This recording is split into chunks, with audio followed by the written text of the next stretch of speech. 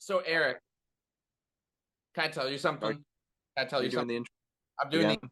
the dude. You know how I work. You see me just do something, and then you just see me go. I'm locked in. There's something weird about this year. I feel like there's something overwhelming happening.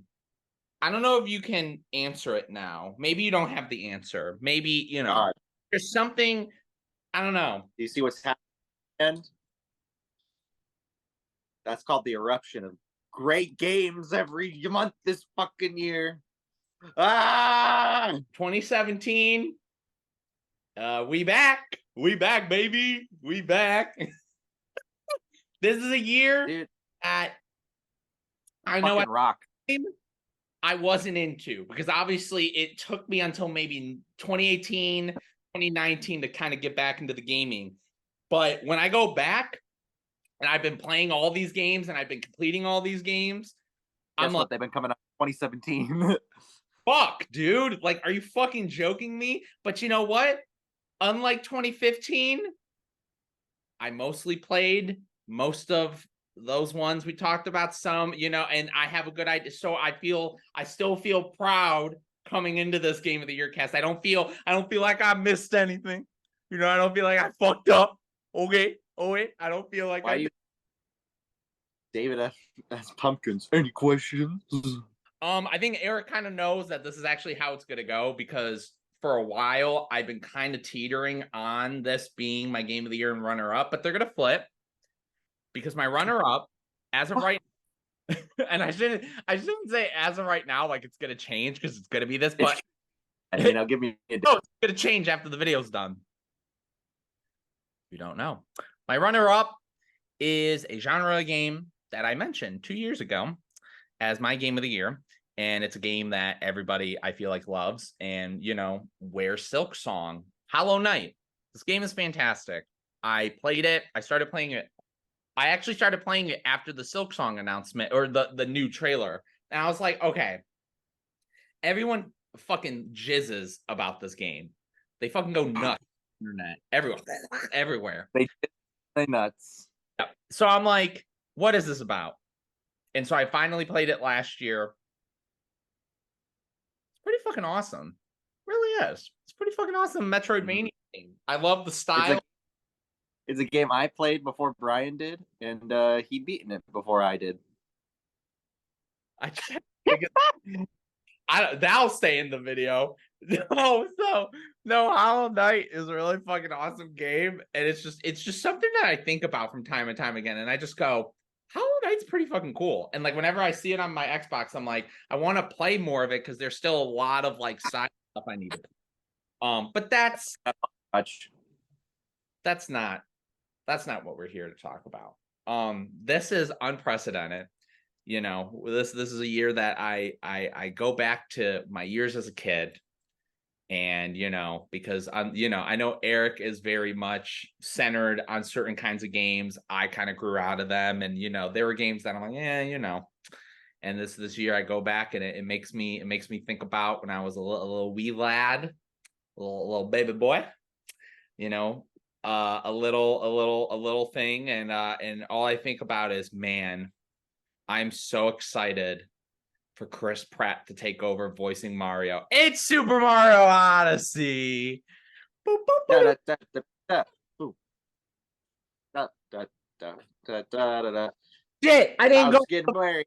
list. We're gonna talk about Mario Odyssey in a second. Hold on. Resident Evil 7. Return to spookiness for Resident Evil. I haven't played it, but I hear it's really good. Legend of Zelda Breath of the Wild. Don't ask me my opinion on that game. You won't like it. Cuphead. Fuck that game. I'm playing it right now and it angers me. Side tangent about Cuphead. Okay, this guy goes, okay, I'm gonna play Cuphead now. I was like, all right, have fun. And he starts messaging me. Oh, I'm getting like slightly agitated by it. I'm really mad. I was like, what'd you expect? It's Cuphead. He's like, I mean, I saw online that like it was like hard, but I didn't think it was this hard. And then his motherfuckers are like, it's impossible. I'm like, dude, what are you? I told you, man. Assassin's Creed Origins, Wolfenstein 2, PUBG came out this year. which again, we joke about games, certain kinds of games, but when we're talking about game of the year, we actually give them their flowers and their props. Like, this is a big game. This is kind of what this is. This game crawled so fucking Fortnite could run, you know. Destiny 2, South Park: The Fractured Butthole, great game. Injustice 2. But wait, Fortnite came out in 2017? No, it did not. No, no, Fortnite didn't come out in 2017. I thought it was 2018. Well, you know what? I'm gonna keep this in the video. World came out in 2017. That's I don't think the Battle Royale stuff came out until a year later. It's probably what it is. So I'm keeping that in the video though, because it seems very like true. Because I agree with Google this.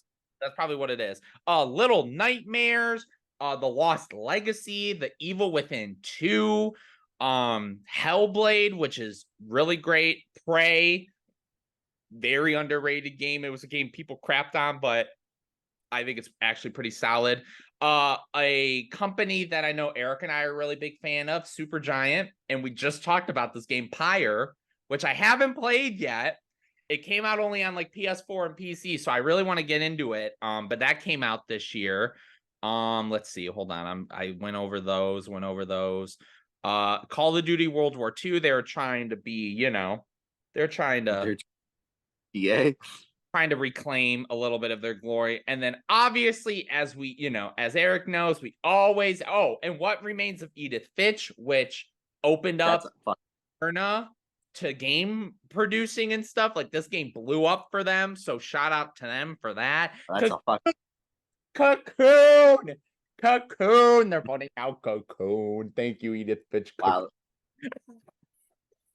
Two GOTYcast in the row where that fucking name is said. And then obviously, as Eric knows, we always end with the real best game of the year when I list it, Mass Effect Andromeda. So anyways, Super Mario Odyssey. After I had to go back and say all the games that came out this year, because this year was pretty lit. It was pretty great. Like last year, I was very simple, but I kind of just wanted to dive deep into the things I love. And the Galaxy games, I think, are good. Like, they're really good. Mario is one of those franchises where, you were talking about when we were going through all the games that came out last year, you brought up Doom. And you were saying, like, Doom's never put out a bad game. I think Mario's almost the same sort of thing. And they've just been, going crazy. And, I know people joke, well, ever since Super Mario 64, it's been kind of the same game, but they've just done like a different kind of style of it. Clearly play fucking any other Mario game then, if that's the case. No, like, I think because I think a lot of it comes down to you have a world, like a station, you go to your station, you go to other places, and you get, I get it, but I think it's lazy a little bit. But I like the Galaxy games. I'll be honest, the last Mario game I really loved was the DS one, the 2D one. I remember my new Super Mario Brothers. I remember my parents were pissed at me because I made my grandma. She's my grandma Barb. She's not my actual grandma, but it's like in Spy Kids. She's my grandma Barb. We just walked around Toys R Us, and I was like, can I get that? And instead of her just saying, you don't need that, she said, sure. And my parents are like, why did you buy him this? She's like, oh, whatever. So that game, I fucking love that Mario Brothers game. But I was really excited to play this. I saw the videos of it, and I was like, you know what? This came from our backlog thing that we're doing this year, where I was like, I want to dive in. Like, I'm at this point where fuck it, I'm getting back into games. I need to be cultured. And I played this game, and granted, I haven't 100%, like, I haven't gotten the real ending. I just finished it normal. I don't really know what else to say about this game other than it's literally fucking amazing. Like, it's really fucking great. It did much more for me than the Galaxy games. Like, the Galaxy games, I think, were more inventive when it came to how they did the whole 3D stuff with around the planets and the gravity. But the gravity with the gravity and all that stuff. Whereas this game was just, every map was just kind of a different new version of what you would expect from a Mario game. Like, I think each every like world and whatnot you go to in every area, it feels like something we've gotten besides one, which I'll get to, which is going to be my little moment as well. But it's every world feels so unique and so complete, and the amount of shit you can do, and it just feels so open. And basically you get to a place, and I do think part of what I love about this game, other than the other ones, is I made that comparison of Super Mario 64. This is, instead of it being go to new places to do shit, this is, here's where you are, literally do whatever you want for the next 7 hours, and then when you're ready, we'll go to the next area. And then you could just do, like, it feels like there's that, you don't have to load a new level. You're at a place, you have all this shit to do, and it just feels like all the new things you can find and all the little neat little Easter eggs that you find are so cool and unique. When you first start, and like all the stuff that they're giving you, you're just like, this is not what I think it is, right? And then you could be a tree, you could be a dinosaur. And do you remember that the initial transformation is to a fucking frog, and then he just comes out and he's just like, I'm a frog? And he just rolls with it. He's just like, fuck it. I've been doing this for the past 30 goddamn years. Why not? Yeah, what's the best that give power-ups? Just become anything you want in reality. And like, just the motion of Mario is fantastic too. Like, I played it handheld as well. I don't think I played really anything Switch related on the TV that much, but I played it on handheld. It worked fantastically. It looked great. New Donk City, which is kind of like one of the other big things about this game, is the most like fun. Like, oh my gosh, here we go. We finally get something that's like feels like this for a Mario game, and yet it just feels so fucking goofy and just stupid and fun, and all the little Mario things that are in the map, and the way that he just maneuvers, and you can ride vehicles. And I mean, it's more so just for fun, but still, it's like you can ride a little scooter, you can go, or a little bike, like, like, it's just, this is one of those games that's just fucking great incarnate. Like, it's fucking awesome. And we've talked for a long time about games becoming a certain kind of medium and being very, heavily, cinematic, or, involving heavy stories or graphics or this. And I'm very open about, if a game's great, a game's great. This is one of those quintessential moments where, like, I just remember playing this and just being like, oh my gosh, I don't want to put this Switch down. And, going back to Breath of the Wild was not my thing. I just felt like it definitely was a little too barren and a little too, like, it just wasn't doing my thing. Then I started playing Super Mario Odyssey, and it took me quicker to beat that. And yet I would wake up every day, I would do what I needed to do, and then I'd fucking sit in bed and I'd play hours of Mario Odyssey because it was just so damn fun and addictive. And it just felt like it's one of those games where, like, oh, you only need this many stars to continue. Oh, but there's another one. Let me get that real quick. Oh, I see another one over there. I'll just get that one too. Oh shit, there's 3 more. To get 3 more, right? Like, this game feels like that because it handles so well, and the uniqueness of it. And again, like, all the little things you could do are so great. And then once the game's done, you're not done. You still got a shit ton of stuff. I still need to jump in and play more of it because I'm not done with it. And it's just awesome. And I'm happy, this year being the Switch year and all these games coming out. And this game is thebomb.com. I very much enjoy Odyssey as well. It is a definite strong contender for probably the best Mario game that I've played. Again, I haven't really played the other 3D Marios, but I've played Odyssey. I've beaten it all the way through. I think what they do with it is fucking great. You didn't even talk about how you can make Mario like naked. Oh, that's true. Like you can Yeah, get you can customize Mario. Yeah, a whole shop, literally Cappy shop. You collect the little fucking coins. There's a bunch of different little collectible things like that. Um, yeah, you they really go all out. get the Especially even after. spaceship. Like you could put like artwork and like cool shit inside of there too. Yeah, lots of cool stuff to go around. Um, Brian, there was a couple you forgot to mention in your list. Just two that I noticed, and quote me if I'm wrong. Okay. Horizon Zero Dawn. Want to know what's fucking weird?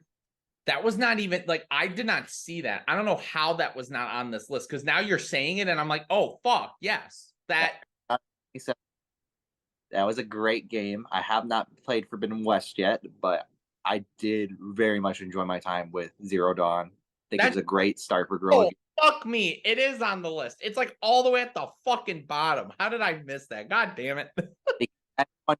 It came out because it literally came out, and then Breath of the Wild came out, and no talk. But That everyone knew it was great. that game was like huge when they first showed it because it was Killzone Studio. It was Gorilla, and everyone was like, "What is this?" Ooh, ooh, ooh. They're like, "What the hell is this?" I didn't know that was your run. Um, Cool. I love that. it's one of them. I have like a couple. Breath of the Wild. I am much more of a fan than Brian is of it. I do think it is definitely what Zelda needed, and I do think that it has changed the gaming aspect for the better. Um, for what you should bring to an open world. Uh, Now, did it have the perfect open world? No, I do agree that there are some barren areas and things like that. Again, this is why it's not my game of the year for this year. I think that it is lacking in some areas, but probably one of the best Zeldas ever. Added onto my list. I've talked about Zelda before. Go back, find out which years. You just got to start watching every video to figure out which ones. Uh, and then another one you talked about a little bit at the beginning, Resident Evil 7. God, that was a good start to the fucking year. Great fucking bringing back and making sure Resident Evil got what it deserved, especially after, everything that happened with 6. Interesting to bring it into the first person perspective and all this stuff. And finally, my main runner up from this year that I also think you forgot to mention.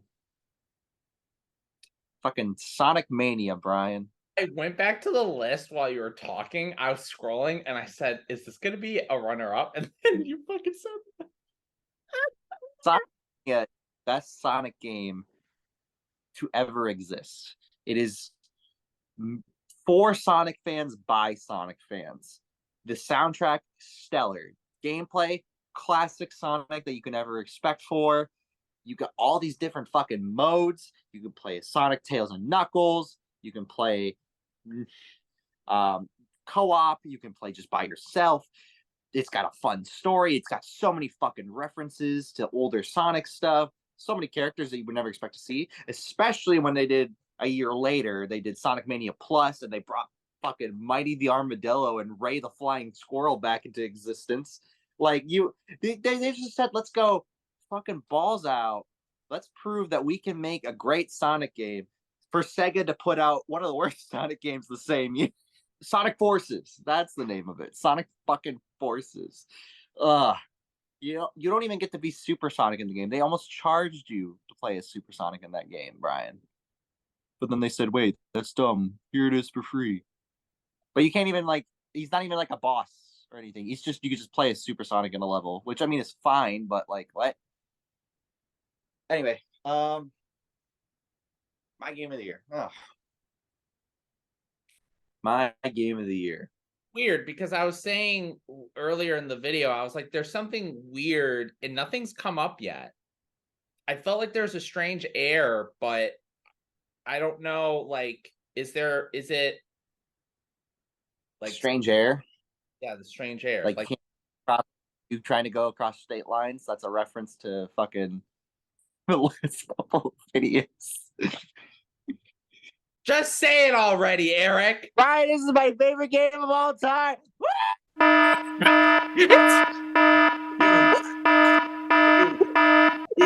It took 10 years. And guess what? Joke's on all of you, because guess what? Also, happy birthday, buddy. This is your birthday. And this is what we're doing for your birthday, motherfuckers. We're gonna talk about Eric's favorite game of all motherfucking time on your bitch ass. Let's go. Let's go. It's my birthday. You guys could actually figure out what my favorite game of all time was if you look back at a couple videos. I kind of left some hints. I may even left some hints in the last video and in today's video. I broke the mask while dancing. The strap broke. Oh, boom, boom, It's 5, baby. Persona 5. Oh, let me tell you, Brian, when I was a young lad, I would have never expected a Japanese role-playing game to change my life in a time of need. But here I am in our year, Lord and Savior 2023, and I still can't shut the fuck up about this game. Do you know how excited I was, folks? Before I start talking about the game, when they announced that this game was coming to Xbox and Game Pass, because I said, Brian, it is your time. We will to understand where I'm coming. And obviously, We'll talk about that later. We'll talk about that later, because obviously we all know how I am on this channel, but this is that moment where I go, I zip, I lock, I shut up, and then I wait to get offered my chance to speak, because this is all my guy, and I can't wait to hear him talk about it. Persona 5, developed by Atlas Studios. So, it's the 5th game in the Persona series, but of course, the Persona games are not like each game is correlating with another. No, it's its own game with its own set of characters doing their own set of things. You play as the protagonist. You get transferred to a new school after being expelled from your previous school because you tried to protect a woman. And the man said, I have power and I'm going to sue your ass. And you're like, oh, because you're just a high schooler. What power do you have? So you get sent to Shujin Academy over in Tokyo, you know. This is the first Persona game to actually take place in an actual city in Japan, which I found very interesting. You know, doing my research, of course, for this game series. So yeah, they decided to go with the, you know, actually being in Tokyo, Japan. So you get to go into Shibuya, you get to take the trains, you get to go to Kyoto, you get to go and see all this shit, all this cool old Japan shit to, you know, walk around in. But when you get to you know, you go to your home, you live in a coffee shop upstairs, you live with the boss man himself, Sojiro. He really is. He's just a pimp, you know. He's just the boss. Everyone calls him boss. So you know, but you know, things aren't looking that good. You start your next day. You start your school, you know, in like 2 days. But you've been having these dreams. You wake up in a prison, and you see this man at a desk, and these 2 girls in little blue police outfits, and you're like, "What's going on?" That's Igor. He's the only relevant character between the entire Persona series. He's consistently the same. For you know, he's the one that you go to get your personas taken care of. You go to talk about the world of the shadows and things like that. To talk about your progress in the game.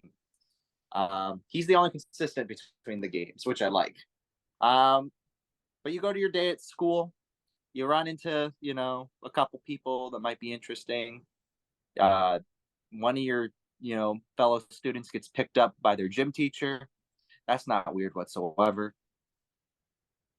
But, you know, you look at your phone, you notice that there's this weird app. It's got an eye, and you're like, huh, what's going on here? You accidentally turn it on, from running into a fellow classmate named Ryuji, one of the funniest characters, in the entire game because he's just an idiot and we love a good idiot. And then when you get to the school and all of a sudden you're in a fucking different world. What's going on? This isn't the school I remember. Turns out that gym teacher that picked up that fellow student, oh, he's of the castle. He considers the school his castle. Eventually, you get out. You meet this character named Morgana inside the castle who helps get you out of the castle and back to the real world. Yeah, it turns out you're in in the world of shadows. And basically, what you saw was the gym teacher, Kamoshida. You saw what he thinks of the school. He thinks of it as his castle, and he's the king of the castle. He runs the school. Nothing can stop him. His volleyball team, excellent. Turns out he's like abusing his students, and like he's like sleeping with like the students as well, and he's just a very icky man. And you decide you want to take him down. You decide, based off everything that's happened to you, you want to take down these dastardly adults that are just corrupting society and, make it possible for people to live how they want to live. And that's basically the main plot. And of course, the main plot of the game, you just become the phantom thieves of heart. You go and you steal people's hearts. You steal their treasures, what they deepest desire most, so that you can change their heart to make them become a better person. Oh God, it's such a interesting there. But then in reality, there's that aspect of going through. You're doing the dungeon crawling aspects of going through each of the palaces, as we like to call them. There's more than one. There's a lot of them. Brian's only played up to a certain amount, so I'll only go up to the amount that he's played because I don't want to spoil the rest of them. But those are your main gameplay aspects there. The other half of it is like a daily simulator in a sense. You go to school, you hang out with friends, you can work jobs, you can try to read books and study and better your proficiencies or your smarts to get better knowledge, or maybe you want to build up your guts, you want to be bold and brave, so you might go to the gym. You only do 2 things a day though, is the thing. You're limited to 1 thing in the day and 1 thing in the afternoon when you're doing a normal palace session. So you can hang out with someone, but you can't also, work your job. You can do that at night, but that'll be the end of your day. So the game limits you, so you have to think of your day strategies as well. Or do you decide you just want to go to the palace that day? You could. It's up to you. There's just so many options to do, but the game doesn't feel like it's forcing you to decide something. It really is all up to you. You do have an end date. You have to hit all this, your objective of the palace by. That's a 100% certain thing you have to do. However, what you do in between that time, it's up to you. Upgrade your weapons, buy some medicine, try to bang a girl. There's so much that you can do. It is a JRPG, so you're like, okay, it's got those, wait your turn, play as you go, and things like that. This game makes it so that it doesn't seem like it's the stale, boring, oh, I'm just looking at a blank screen and things like that. No, it adds flair to the game. So the menus are all set up perfectly so that they have their own character. When you set up for an attack, the menus change up. So it flips out and you flip through your personas, or say you want to get to an item, it pulls up the menu list and it looks a little bit different. Or you're trying to analyze what the opponent has. So you look through and you see all the distinct districts and everything. It just looks different. And it's so nice and it's so easy to understand and doesn't, try to overcomplicate it. Of course, this is a JRPG, so the first 4 hours of the game is tutorial hell, as I do like to call it. It is a bit of a push to get through. But honestly, once you get through it, the game just kind of lets you do what you want to do, which is great. Some personas or shadows have weaknesses, so you try to affect their weaknesses to knock them down easier. just so that you can try to get the battle done quicker. Once you get them down, you can try to negotiate with them to either get like an item or to join your squad as a persona or to give you some money. Or you say, screw it. I just want experience. You all out attack them, and it makes it the fucking one of the coolest screens ever. Especially when it's the killing blow, and then the assigned character that gets the all out attack. It's this big fucking thing on your screen set to them. It's their characteristic, which is great. Let's go back to the characters now. So we got a big group of these Phantom Thieves. I'll only go up to the group that Brian knows right now, but I'll like tease towards more characters that you do meet. Of course, you are the protagonist. You go by Joker in there. Of course, Joker, most famously known for being the first character added to Smash Ultimate. That was a big deal at the time. No, I did not play Persona 5 because Joker was added to Smash. I did get it beforehand. It just added to it. It added to my excitement while I was playing to know that this very interesting character would be added to Smash Bros. You meet Ryuji. He's basically your best friend, your bro. He's the class idiot, but he's funny as all hell. You have Morgana. He's not a cat, but he's a cat. He's really cool. He's your guide through these palaces. He knows how it runs. You don't know too much about him because you're like, like, what is your deal? What is he, a human? Is he just a cat? Like, what's going on here? You'll learn more about what's going on with him later towards the tail end of the game. Your first person to join you afterwards would be An Takamaki. She's the one that gets in the car with Kamoshida, and basically she joins your group because she's tired of the abuse that Kamoshida's doing, and plus also her best friend almost commits suicide over it. This game is not light. I will tell you that. This is very adult. It's very rated M. It is very more Japanese, horror, I would like to say it, because like suicide is a big thing in Japan. So there's that. It's funny because you like don't think of it as like a horror game, but like there's very much like very horror aspects, which I do really like. That first moment where you get your persona and you rip off the fucking mask. Every time a character does it, and there's just this big gush of blood that just comes out of your eyes. And basically that's what your persona turns in from, is from that blood, because you signed the contract with your persona, to awaken them. After you meet An, it takes a little bit to get to. You go to your next palace. You learn about this art dude, Madarame. Is he stealing art? Is he just a good artist? Well, you meet one of his pupils named Yusuke. Love Yusuke. He's the most dry humor of the group, I would like to call it. He doesn't realize what he's saying is dumb or his actions are dumb, but he's just so funny. His monotone like voice with it too, that's performed specifically by Matt Mercer in the English dub, stellar, fucking stellar. And he has a really good arc with that palace as well. I feel like when it comes to a palace with a person, he's one of the stronger ones when it comes to that. I also believe someone down the line is as well. I won't get into that for now because you haven't reached that palace yet. And each person you get has a specific persona for them. You as Joker, you're the trickster. So you're able to, again, you can have as many personas as you want, all different varieties. You start out with Arsene, which, I mean, we love Arsene, but let's be real. We want better, higher beating personas. So we normally just like, let's get them. So Ryuji has thunder, Morgana has wind, An has fire, Yusuke is going to be ice.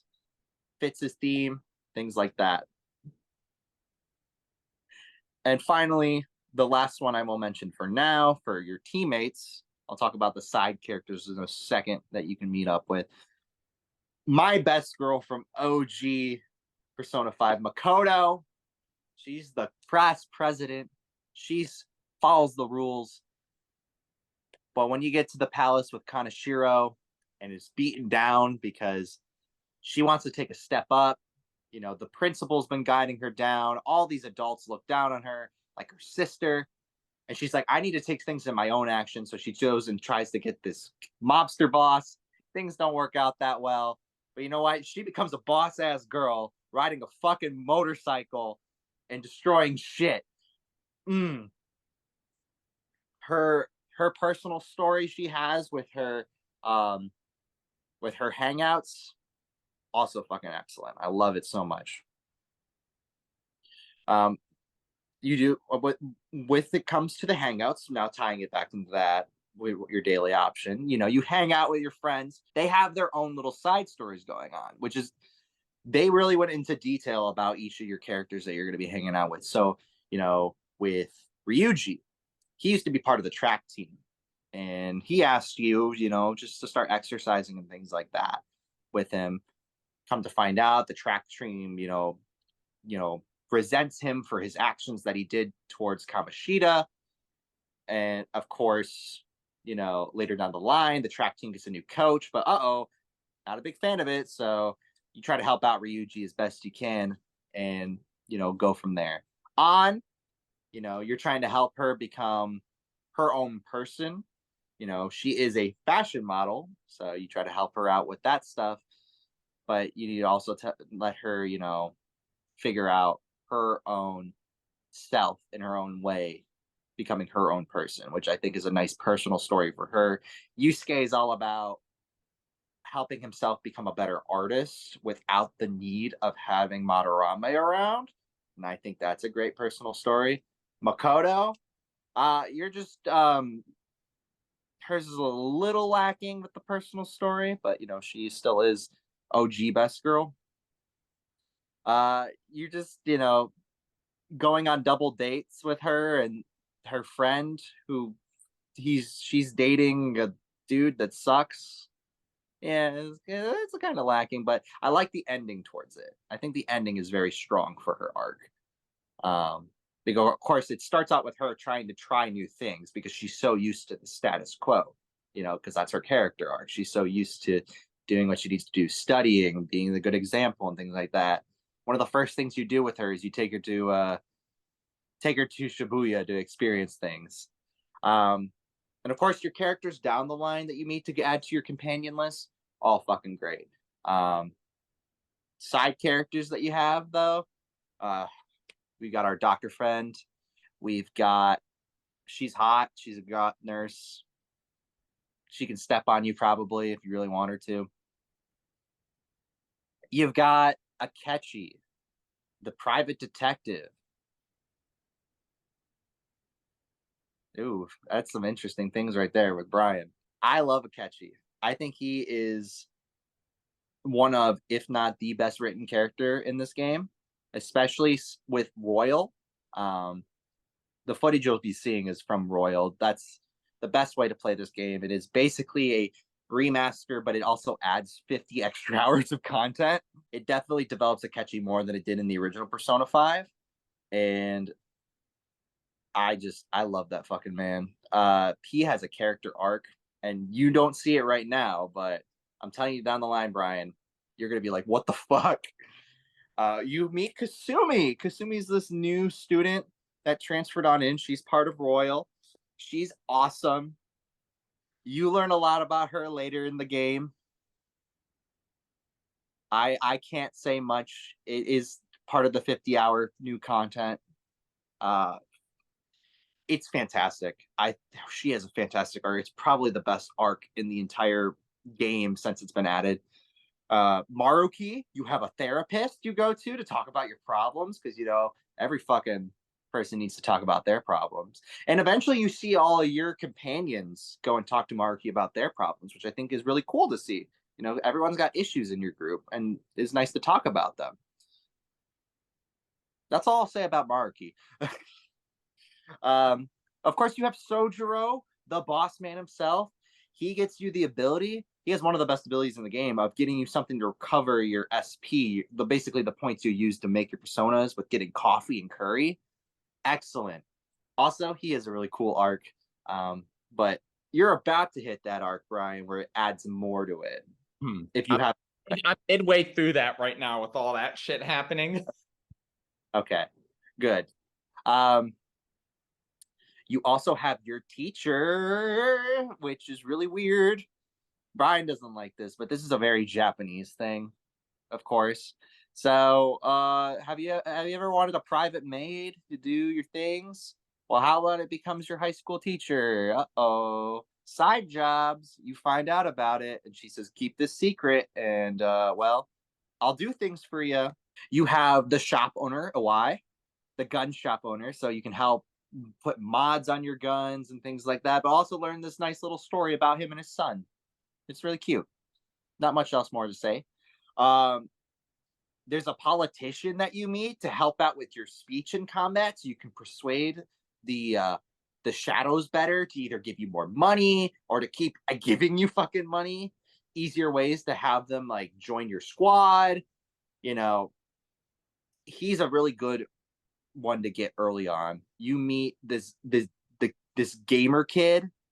He's fucking cool. He helps you out with your gun skills. He gives you one of the best gun abilities in the game, where you can just stop a fight just by hitting it, and you can immediately cause the talking status, which is great. You can only do it a certain number of times in a palace or in Mementos, but I think Mementos used to suck in the original Persona 5 a bit. It used to suck. They made it so much better in Royal, in a sense that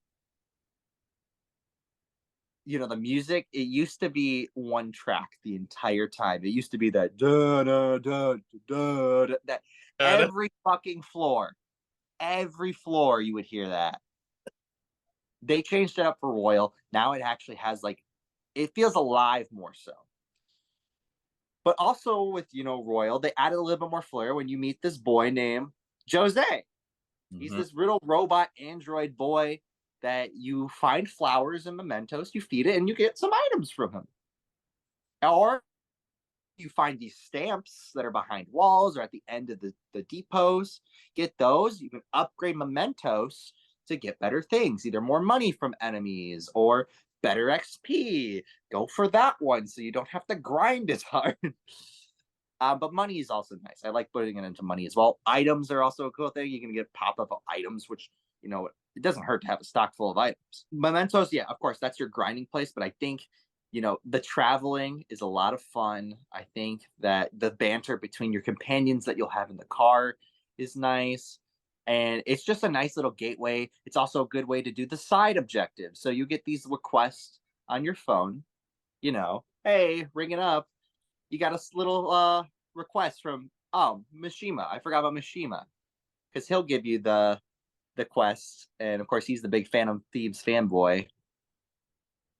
He'll give you the quest, and you go through mementos, and you'll just be like, all right, gonna go get my stuff done. Let me go take care of these people that aren't big enough to have a palace, but have a little story arc going on with them. Take care of them, get them out of there.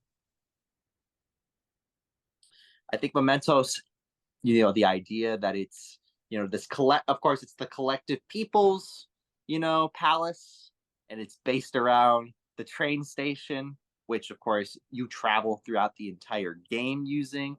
I think that was a good, analogy for it, especially again, since you are using the train station every single day, why wouldn't it be the same case? If I had to rank palaces without giving away spoilers,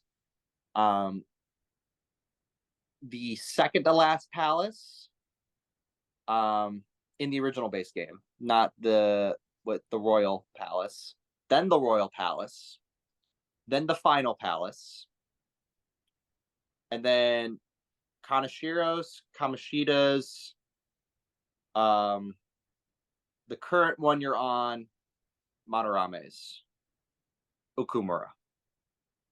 That's all I'll say. I will gladly tell you Okumura's is the bottom one, and when you get there, you'll understand it. It has the best song of any palace. I think the palace puzzles are a little bit wonky. Oh, I forgot one more. The casino palace is at the top as well. Yeah. It's probably the third spot. It's probably actually the third spot. That one's really fucking good. I think the bosses are actually really fun too. I like how each one has their own different styles, and they got changed up for Royal too, which is nice. Some of them needed it, some of them really didn't. The Madarame fight, Brian, it used to suck ass. I will be honest. It used to suck ass. I don't know what your opinion on it was now, but they did make it a lot better to understand and make it the second phase in particular. The second phase in particular is what I'm talking about. The Kanashiro fight was changed up a little bit as well. I'll be honest, the palace you're currently on, they didn't change at all, which is good because the boss for your palace that you're on didn't really need to be changed. I feel like I have so much more to say, but I don't want to just keep rambling about it. This is just a game that I am so glad it is not stuck to one platform anymore. I'm glad that everyone has the ability to play this game now. Because of course it was forever, Persona was stuck to PlayStation, which is funny because it's a spin-off of the Shin Megami Tensei series, which was never linked to anything PlayStation wise. Like it had games on PlayStation, but like it was never like forced on PlayStation. But Persona for some reason was always on PlayStation. I don't know. I think Persona 5 just came out at that right time for me where I just really, I was like getting back into games and things like that. I got my PS4 in 2016. And I think, I was starting off with getting games that like I was like I remember one of the first ones I got was Last of Us. And I was like, okay, this is like a good reinvention to get back into games. But it was Persona 5 that really said, no, games are great. And you need to play more. And well, it kind of got me back into playing games again, which I can, never really forget for. It stands, I play it every year. I try to do a playthrough every year. I own it 3 different ways currently. I own it on PS4. Well, technically no. I own it 4 ways. I own the base game on PS4. I own Royal on PS4. I have it on Game Pass. And then I bought it for Switch because I was very curious to see how the Switch port was. And well, the Switch port is great. We talked about a Switch port last year that I was praising. This is another Switch port that I'll praise. Consistent 30 frames a second. I was very impressed for the fact that it was on a cartridge as well, because a lot of people were like, oh no, it'll never be on a cartridge. Here it fucking is. And it's all its glory, and it runs really well. So that's all I'm saying. I just can't get enough of Persona 5. Like if we look on my shelf right here, we flip this around. There they are, Brian. There's the Funkos. Out of box. Oh goodness. No, it's okay. There's Joker up there in box over there. Good. There. Brian, if you want to get me something for my birthday, find that Arsene. I have to hurry, even though we're shooting this way before. You have to hurry. Yep. Find me that Arsene Pop. That was only a GameStop exclusive. Because, dude, I'm also mad they still haven't released the rest of the gang, but they haven't really said that they were going to do that. But it's like you already put out more than half of them. Mm-hmm. Put out the rest. Anyway, I think it's time, like we did when it was Brian's game of the year. I had my opinions. Mm-hmm. Brian, disappoint me, please. So this was a game. It was funny. I brought this up originally as a take a look at this last year, and Erik said, "Okay, look, like I don't know if you're gonna love this game or not, but we can't do a take a look at this because it's one of those you need to play it a while before it get." And I said, and I went into the game going, "Okay, I get it," and like he knew, you're like, it's your favorite game. You gotta take a look at it. I'm like, you can't. No, you can't. It's not easy to do that. And here's the thing: you telling me that. It was like a good thing because even though I was complaining to him about it while playing it, it was very aware. Like I wasn't saying this sucks. I'm just like, yeah, this really is very slow and whatever, but I was still giving it a chance because 4 hours of tutorial. No, 4 hours of tutorial. I forewarn it every time. and my base opinion on the game has changed a lot to where I am now. Like where I am now is somewhere where I think Erik is like happy and also like understandable. I still have some issues, and I think the two biggest issues, I think one of them you've already brought up, which is a cultural thing that still kind of irks me with certain things. And then the other thing is when the pacing is really good, it's really good. But then there's moments where like there'll be like a good 20 minutes where I can't do anything and it's just cutscenes, and then it's like I can't do this, and then they have to do, and I'm just sitting there and I'm like, okay. Like I'm one of those people where if a game needs to do a thing where like I have to learn stuff for a few minutes, that's fine. But recently there was a moment where like right before I got to this new palace, it was like there was one part where it was like not the I'm trying to think, like the tests, like the exams. That's not what I'm talking. That's fine. Like I get that. Honestly, that I kind of like that because then I'm like, cool, more days go by quick. So like that's not really yeah. But which I will say the music is, it's weird because it doesn't feel like it fits the game, but it does. Each series of Persona has their own style. Persona 3 is more like, it's got like this hip hop style. Persona 3, it's interesting. If you listen to the battle theme of Persona 3, like if you just listen to the battle theme, it's like that, just like this weird like hip hop style, which is really cool. I like it. And basically like the vibe of it's like that. It's like this upbeat hip hop. Persona 4 is very poppy. It's very poppy, which I love. Persona 4, like I love this soundtrack for Persona 5. I do think Persona 4 does have the better soundtrack. Just a little bit, because I do like that poppier like style. Persona 5 is so much jazz. That's what I like to describe it as. It's jazz, but like jazz with like a Japanese flair, I guess. I believe it is. The thing I will say is I like, it's like whimsical. You read on the back? Persona 5. It makes me feel. It's like whimsical, and that's what I kind of like. Like it feels off. Like the just like it doesn't feel grand, but it does. It doesn't feel serious, but it does. Like there's like kind of like a whimsy to it where it feels kind of goofy, calling card, which is something you have to do in the game. Oh, love sending out.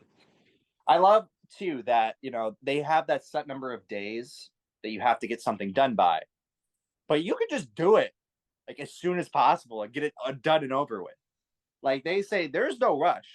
No. Like, but if you want to fucking just get it done, fucking do it. There's certain times where there's like a certain pacing thing that just bothers me, and I know for some people it doesn't. But again, because when the game, like again, this isn't me saying I need the game to not have cutscenes and I need to play. It's like, no, when the game has a nice flow of, I do a couple things I need to do. There's some school stuff. There's some cool story. I do something with a character. I go into the palace. I do a memento. Like there's like when the flow is good, the flow is great. Like it feels nice. It feels like, you're getting a lot done and you're trying to figure out like what are some of the things you need to work on. And then, there's times where you're not focusing on proficiency.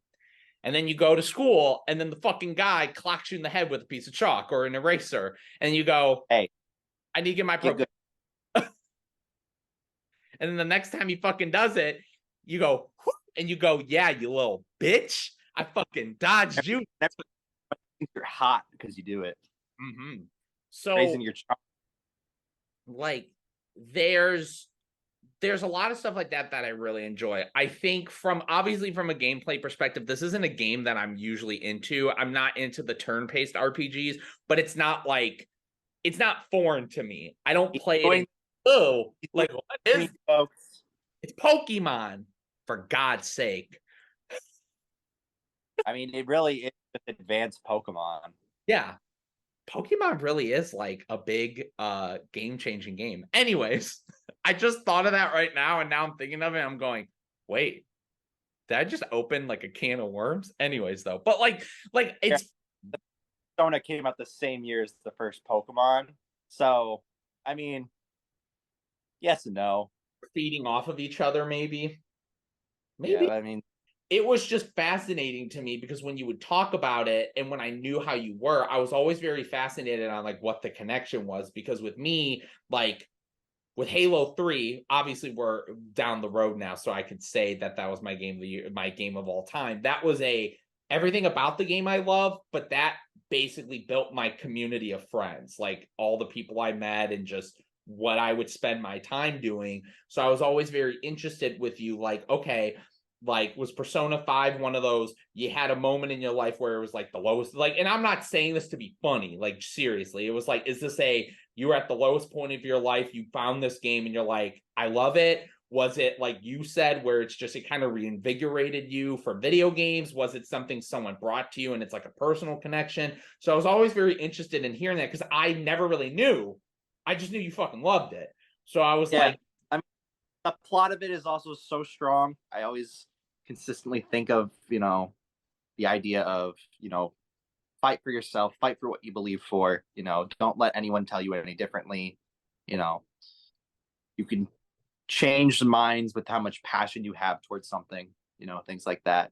It doesn't matter how old you are, you should be allowed to voice your opinions and be able to do things. yeah. I will say some of the writing does come across like, and again, some of it feels fine and some of it I'm like, eh. There's some hokiness to it, but I think sometimes it feels earnest and like it is what it is. And then there's times where I'm like, okay, that's kind of goofy, but whatever. But it's not like that's not some of the stuff I look at and go like, okay, this is stupid. I'm just like, okay, that's a little hokey, whatever. And I just move on. My initial reaction when I was playing it was just being a dick because I'm like, yeah, this is slow and whatever. But I think the more I'm into it, it's more of like, I get why this is big.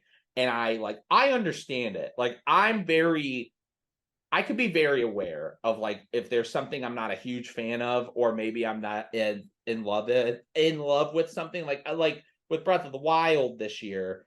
It's not that I think Breath of the Wild's bad. I'm just like I could clearly tell I'm like this is not my thing.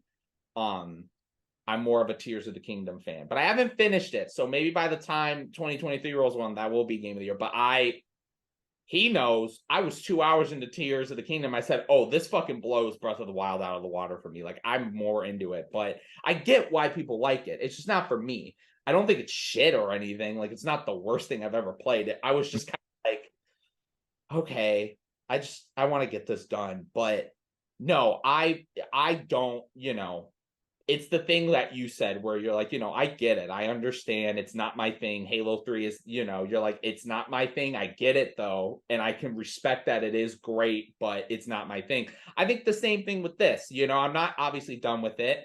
I mean, luckily I'm like I'm about, not about, but I'm at a point where I feel like I'm probably going to be about halfway through the game. You would say You're on the over fourth, about. That's why I did that. you're on the fourth palace, and then there's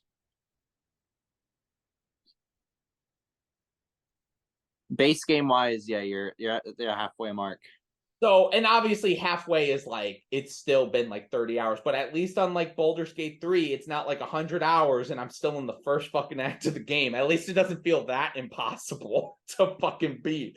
I'm happy that this is happening when it does. And if you go back and you see the only reason why I switched when we discussed was just because I knew 2017 he would be talking first and I thought it'd be better for him to talk second. So in July, You said, have hey, no love to Odyssey. because I talked about 2007 last, and then I knew he was gonna have to talk about it last because I thought that would make it. Because I'm like, I'm not gonna fucking be like Mario.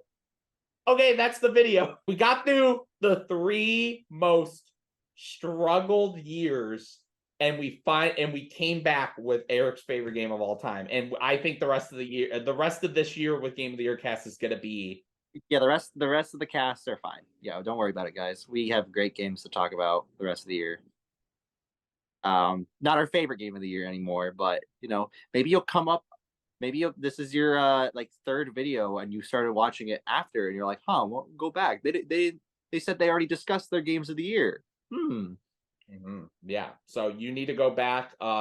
Definitely check all those out, because as of recording this video and when this video is actually going to come out, we are actually taking. We're breaking up. No, we're not. We're going to take a little bit of a hiatus. I'm going to be on vacation next week. And I knew Erik lately. I know there's been a lot of stuff going on with his schedule, and I said, "Hey, let's just take some time." And he said, "That's cool." We are probably going to be back early October. I don't remember the schedule as of right now, but I think it may be like a little bit into October when the next video is going to come out. So definitely It'll be out in like 2 or 3 weeks after this video comes out. So it's not like crazy long. It's just that have the time to fucking film in between. games though, right, Erik? What should they do next week? They should watch everything that they missed. Exactly. Catch up on all the Game of the Year cast. Watch when I talk about my favorite game of all time. You can watch some of our older discussions, watch other videos we did, like, comment, subscribe. And obviously, I forgot to say this, 2017, fucking stacked year. What was your favorite game? Because it probably could have been any other year. So yeah, thank you for being so patient with us. Again, we just wanted to let you all know, if you were watching this, don't be nervous. We're taking some time. I'm going on vacation. I'm giving him a break. We're going to chill. We're going to hang out. And then, we're going to come back, because October's going to fucking be nuts. So, Yeah, for both of us. But until next time, everybody. Thank you. What he said. Here, you can put this at the end of the video. Oh, God. Oh, what's happening right now? Hi, Lily. Oh. Look, she Hi, May. somebody. Oh, May, did you kick your sister out of the bed? No, you got to keep it on.